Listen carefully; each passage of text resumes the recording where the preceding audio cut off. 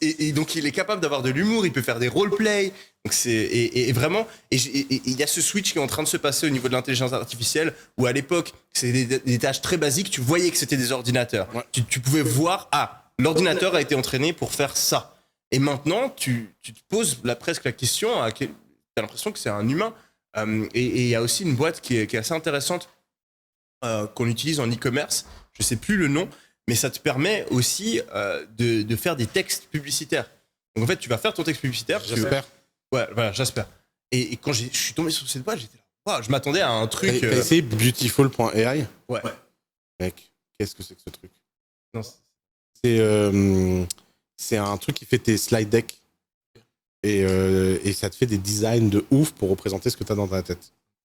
Mais ça y est, hein, on va passer d'un monde où le métier de cuisinier va disparaître, il n'y aura plus que des chefs. Hein. Ça va être dur. Hein. Bah, quand tu fais de la cuisine, tu peux être deux choses. Tu peux être un cuisinier, tu suis la recette, tu coupes les ingrédients, etc. Et ça va être robotisé. T'es un chef, t'inventes des recettes, etc. Les gens qui ont une créativité infinie avec ChatGPT, c'est-à-dire que si tu te dis que le type le plus créatif du monde, il est plus créatif dans son domaine que 1000 mecs réunis, et ben il va avoir le pouvoir de ces 1000 mecs dans sa main.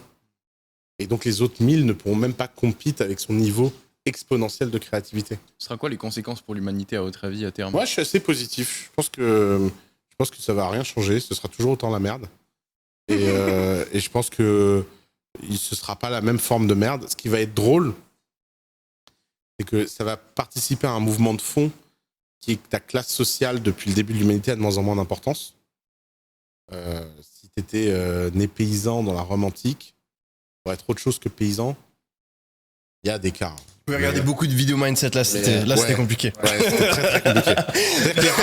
Les rares cas comme Marc-Antoine de destin de paysans qui devenaient généraux et tout, à l'époque, c'était des histoires tellement dingues que tout le monde les connaissait dans le monde antique à travers les pays. Hein. Genre, c'était la viralité de l'époque. Il n'y avait pas Internet, mais les gens de taverne en taverne disaient, il y a un mec là-bas, il était paysan, il est devenu soldat, et maintenant il est adjoint de César, et je sais pas quoi. Donc ça c'était le cas.